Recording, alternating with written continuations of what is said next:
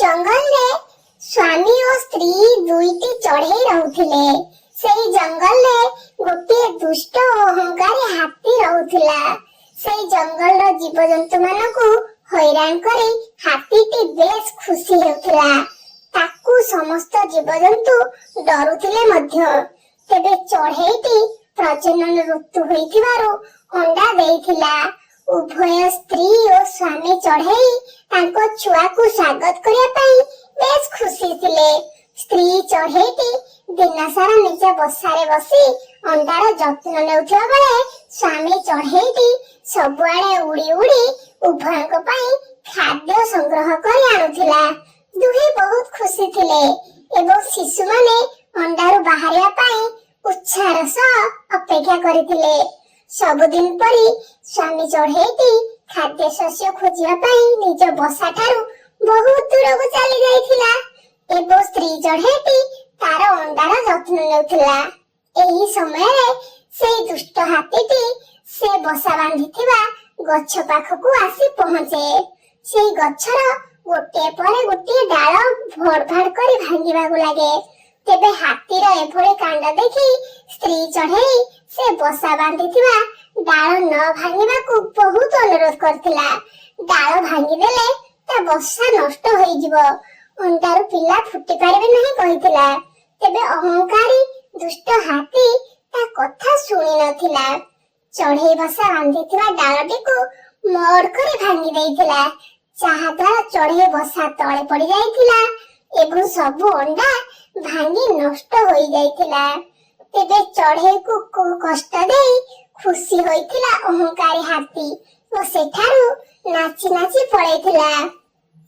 କିନ୍ତୁ ନିଜ ଆଖି ଆଗରେ ତା ଅଣ୍ଡା ନଷ୍ଟ ହୋଇଯିବାର ଦେଖି ଚଢ଼େଇଟି ବହୁତ କାନ୍ଦିବାକୁ ଲାଗିଥିଲା।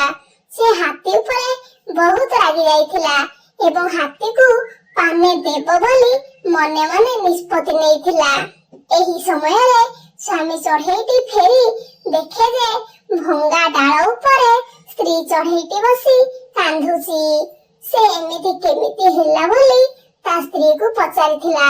ଏହାପରେ ସ୍ତ୍ରୀ ଚଢ଼େଇ ପୁରା ଘଟଣା ତା ସ୍ୱାମୀକୁ କହିଲା, ଯାହା ଶୁଣି ତାଙ୍କ ସ୍ୱାମୀ ମଧ୍ୟ ବହୁତ ଦୁଃଖୀ ହେବା ସହ ରାଗି ଯାଇଥିଲେ। ଦୁହେଁ ଅହଙ୍କାରୀ ହାତୀକୁ ଗୋଟେ ଶିକ୍ଷା ଦେବା ପାଇଁ ସ୍ଥିର କଲେ।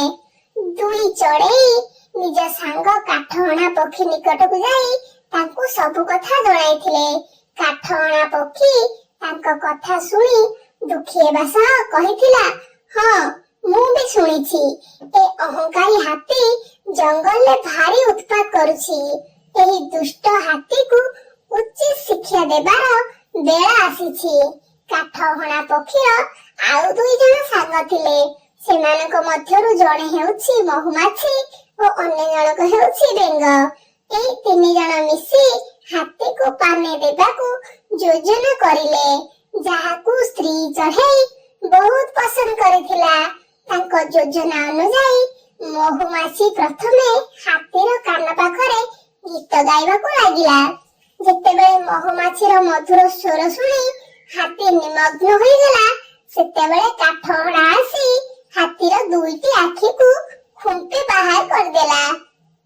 ହାତୀ ଯନ୍ତ୍ରଣାରେ ଚିତ୍କାର କରିବାକୁ ଲାଗିଲା ଏବଂ ତାପରେ ବେଙ୍ଗ ତା ପରିବାର ସହିତ ଆସି ଏକ ଖାଲ ନିକଟରେ କ୍ରନ୍ଦନ କରିବାକୁ ଲାଗିଲା, ଯାହାକୁ ଶୁଣି ହାତୀ ଅନୁଭବ କଲା ଯେ ପାଖରେ ଏକ ପୋଖରୀ ରହିଛି ନିଶ୍ଚୟ।